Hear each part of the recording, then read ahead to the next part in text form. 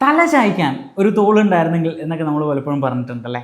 അപ്പം നല്ലൊരു team player ആവാൻ നിങ്ങൾക്ക് അടുത്ത വേണ്ട ഒരു ക്വാളിറ്റിയാണ് ഡിപ്പെൻഡബിൾ ആവുക എന്നുള്ളത്. ഡിപ്പെൻഡബിൾ ആവുക എന്ന് വെച്ച് കഴിഞ്ഞാൽ മറ്റുള്ളവർക്ക് ട്രസ്റ്റ് ചെയ്യാനും വിശ്വസിക്കാനും സപ്പോർട്ട് ചോദിക്കാനും ഡിപ്പെൻഡ് ചെയ്യാനും ഒക്കെ പറ്റുന്ന നല്ലൊരു ടീം പ്ലെയർ ആയിട്ട് മാറുക എന്നുള്ളത്.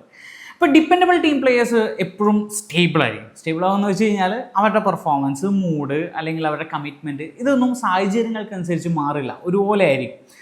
ഈ ഡെഡ് ലൈൻസ്, പ്രഷർ, ടെൻഷനൊന്നും അത് അവരെ എഫക്റ്റ് ചെയ്യില്ല, അവരുടെ വർക്കിനെ എഫക്റ്റ് ചെയ്യില്ല. അവർ നല്ല രീതിയിൽ കാര്യങ്ങൾ എപ്പോഴും ചെയ്തു പോകും.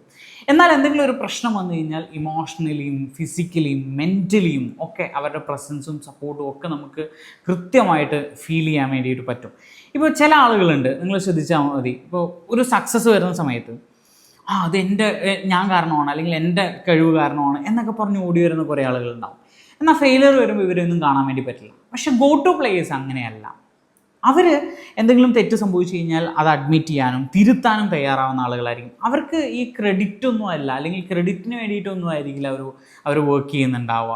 അവരെ സംബന്ധിച്ചിടത്തോളം നല്ല രീതിയിൽ ടീം ഇമ്പ്രൂവ് ചെയ്യുക, സ്വയം ഇമ്പ്രൂവ് ചെയ്യുക, അവരുടെ വർക്ക് 100% ഡെഡിക്കേഷനോടുകൂടി ചെയ്യുക എന്നുള്ളതൊക്കെ ആയിരിക്കും ലക്ഷ്യം ഉണ്ടാവുക.